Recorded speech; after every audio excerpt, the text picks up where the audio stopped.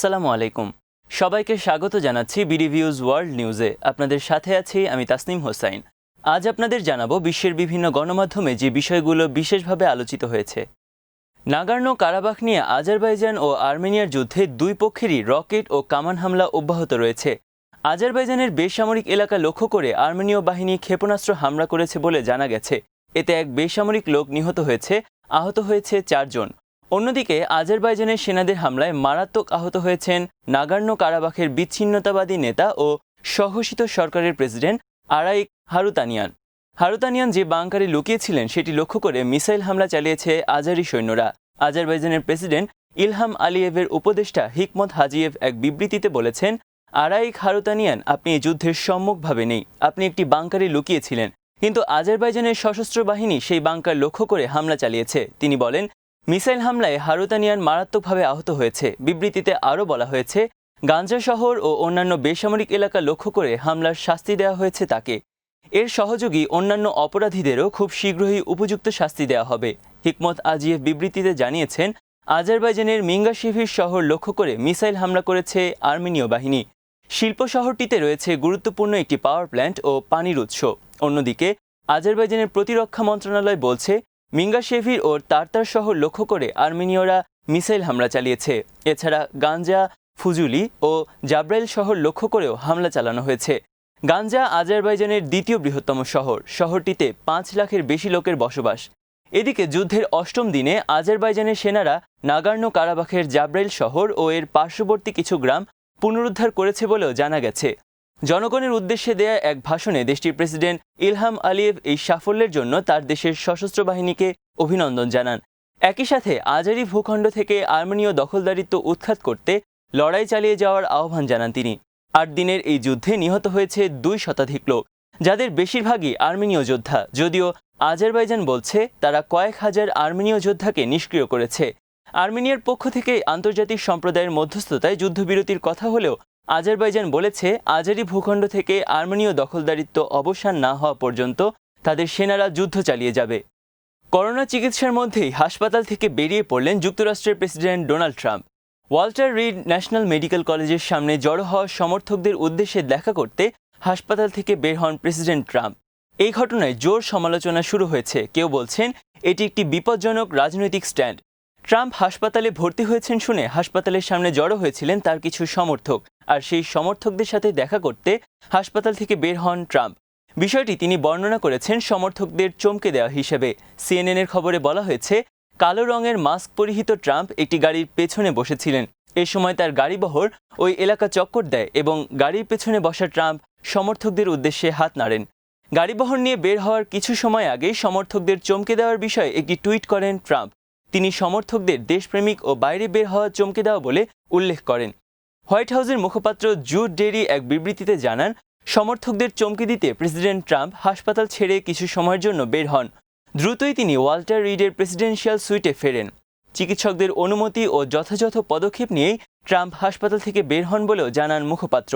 যদিও ট্রাম্পের এমন পদক্ষেপের সমালোচনা করেছেন মার্কিন প্রতিনিধি পরিষদের চেয়ারম্যান ডেমোক্র্যাট নেতা হাকিম জেফ্রিজ। তিনি টুইটারে লিখেছেন, 2 লাখের বেশি আমেরিকান মৃত, আমাদের নেতৃত্ব দরকার, ফটো সেশন নয়। ট্রাম্পের এই কাজের সমালোচনা করেছেন চিকিৎসকরাও। জর্জ ওয়াশিংটন ইউনিভার্সিটির এমার্জেন্সি মেডিসিন বিভাগের সহকারী অধ্যাপক ডক্টর জেমস ফিলিপস ট্রাম্পের এমন কাণ্ডকে রাজনৈতিক মঞ্চ হিসেবে আখ্যায়িত করে বলেছেন, প্রেসিডেন্টের ওই গাড়িবহরে যারা ছিলেন তাদের সবাইকে 14 দিনের কোয়ারেন্টাইনে রাখা উচিত। তিনি বলেন, এখন তারা অসুস্থ হতে পারে, তাদের মৃত্যুও হতে পারে। এদিকে ট্রাম্পের চিকিৎসকরা জানিয়েছেন তার শারীরিক অবস্থার উন্নতি হচ্ছে। স্থানীয় সময় সোমবার নাগাদ তিনি হোয়াইট হাউসে ফিরতে পারেন। চিকিৎসকরা জানান, বৃহস্পতি ও শুক্রবার ফুসফুসের রোগের বিরুদ্ধে লড়াইয়ে ট্রাম্পকে 2 বার সম্পূরক অক্সিজেন সরবরাহ করা হয়েছে। তাকে ডেক্সামেথাসোন ওষুধও দেওয়া হয়েছে। Walter read national military medical সেন্টারে চিকিৎসক শেন পি কনলি সাংবাদিকদের বলেন, তিনি সত্যিকার অর্থে ভালো আছেন।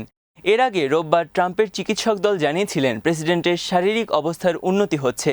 তাকে সোমবার হাসপাতাল থেকে ছেড়ে দেওয়া হতে পারে। শুক্রবার থেকে ট্রাম্পের জ্বর নেই এবং 5 দিনের কোর্সের রেমডিসিভিরের দ্বিতীয় ডোজ দেওয়ার পর তার যকৃৎ ও কিডনি স্বাভাবিকভাবে কাজ করছে। সৌদি আরবের নাগরিকদের সব দিক থেকে তুরস্ককে বর্জনের আহ্বান জানানো হয়েছে। উপসাগরীয় দেশগুলোর সমালোচনা করে তুর্কি প্রেসিডেন্ট রিসেপ তাইপ এরদোয়ানের এক মন্তব্যে ক্ষুব্ধ হয়ে এই আহ্বান জানিয়েছেন Saudi chamber of commerce and industry.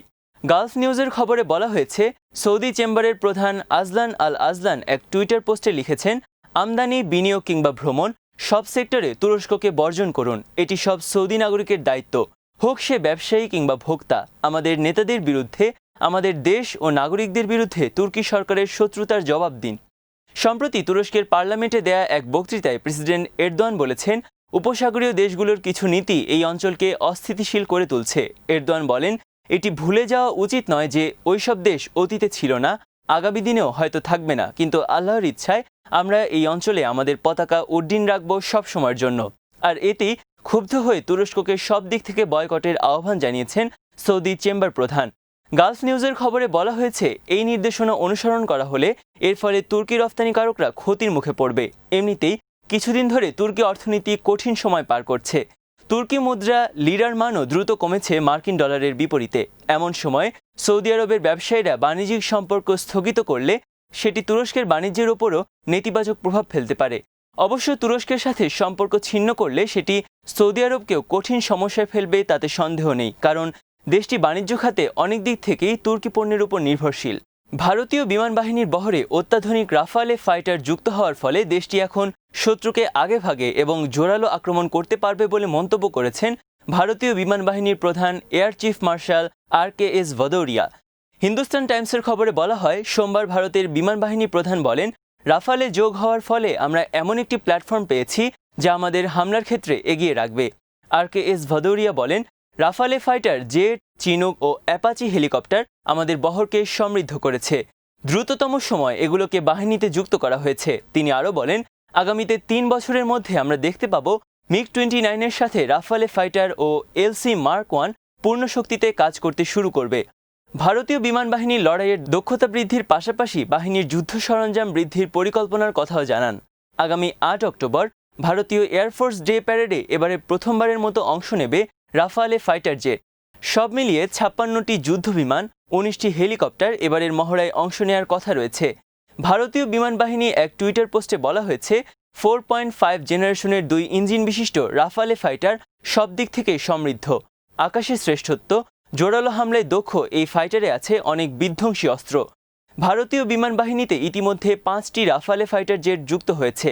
France থেকে মোট 36টি রাফালে আনার পরিকল্পনা রয়েছে ভারতের। 2016 সালের সেপ্টেম্বরে ফ্রান্সের সাথে এই বিষয়ে $59,000 কোটি একটি চুক্তি করেছে ভারত। তালেবানের সাথে শান্তি আলোচনার মধ্যে কাতার সফরে যাচ্ছেন আফগানিস্তানের প্রেসিডেন্ট আশরাফ ঘানি। তবে দেশটির রাজধানী দোহায় আফগানিস্তানের সরকারি প্রতিনিধিদের সঙ্গে তালেবান প্রতিনিধিদের চলা শান্তি আলোচনায় যোগ দেবেন না তিনি। প্রেসিডেন্ট ঘানির একজন ঘনিষ্ঠ সহযোগী বার্তা সংস্থা রয়টার্সকে জানিয়েছেন, ঘানি ও তার সফর সঙ্গীরা সোমবার কাতার যাওয়ার আগে প্রথমে কুয়েত থামবেন। সেখানে কুয়েতের আমির শেখ সাবাহ আল আহমদ আল জাবের আল সাবাহ দাফন অনুষ্ঠানে উপস্থিত থাকবেন তারা। ওই কর্মকর্তা বলেছে, আফগানিস্তান ও কাতারের মিত্রতা দৃঢ় করতে ও বিভিন্ন ক্ষেত্রে পারস্পরিক সহযোগিতা গভীর করার লক্ষ্যে আলোচনার জন্য বেশ কয়েকটি বৈঠকের পরিকল্পনা করা হয়েছে। চলমান শান্তি আলোচনা তদারকিকারী একজন পশ্চিমা কূটনীতিক জানিয়েছেন, আফগানিস্তানে সহিংসতা না কমায় ও তালেবানরা নিরপরাধ বেসামরিকদের হত্যা অব্যাহত রাখায় দোহায় প্রেসিডেন্ট ঘানি তালেবান প্রতিনিধিদের সঙ্গে সাক্ষাৎ করবেন না। গত মাস থেকে আফগানিস্তানের সরকারের সঙ্গে তালেবানের শান্তি আলোচনা শুরু হয়েছে। আফগানিস্তানের সহিংসতা হ্রাস ও সম্ভাব্য ক্ষমতা অংশীদারিত্ব চুক্তির মাধ্যমে সহিংসতা অবসানের লক্ষ্যে দুই পক্ষের মধ্যে আলোচনা চলছে। মুসলিম ব্রাদারহুডের সাথে সম্পৃক্ততার অভিযোগে 13 জনের মৃত্যুদণ্ড কার্যকর করেছে মিশরের সামরিক জান্তা। ওয়াতান টিভির এক রিপোর্টের বরাত দিয়ে এই খবর জানিয়েছে তুর্কি সংবাদ মাধ্যম এই নিউজ। খবরে বলা হয়েছে, মৃত্যুদণ্ড কার্যকর হওয়া ওই 13 ব্যক্তির বিরুদ্ধে মুসলিম ব্রাদারহুডের সাথে ঘনিষ্ঠ সম্পর্কের অভিযোগ এনেছিল মিশরের সামরিক শাসক আব্দুল ফাত্তাহ আল সিসির সরকার। অবশ্য মিশরের রাষ্ট্রীয় সংবাদপত্র আকবর আল ইয়াউম এর 4 জন ফাঁসি কার্যকরের কথা বলা হয়েছে। এই 4 জনকে 2013 সালের সামরিক অভ্যুত্থান বিরোধী বিক্ষোভ থেকে গ্রেফতার করা হয়েছিল। মিশরে 2013 সালের দেশটির প্রথম গণতান্ত্রিকভাবে নির্বাচিত সরকারকে ক্ষমতাচ্যুত করে এক সামরিক অভ্যুত্থানের মাধ্যমে ক্ষমতা দখল করেন সেনাপ্রধান সিসি। এরপর থেকে দেশটির ইসলামপন্থী রাজনৈতিক দল মুসলিম ব্রাদারহুডের নেতাকর্মীদের উপর চলছে দমন নিপীড়ন। এরই সাথে শেষ করছি আমাদের আজকের আয়োজন। বিশ্বের নানা গণমাধ্যমের উল্লেখযোগ্য সংবাদ নিয়ে কাল আবারও হাজির হব। সেই পর্যন্ত সবাই ভালো থাকুন, সুস্থ থাকুন আর নিরাপদে থাকুন। দেখতে থাকুন বিডি ভিউজ। আল্লাহ হাফেজ।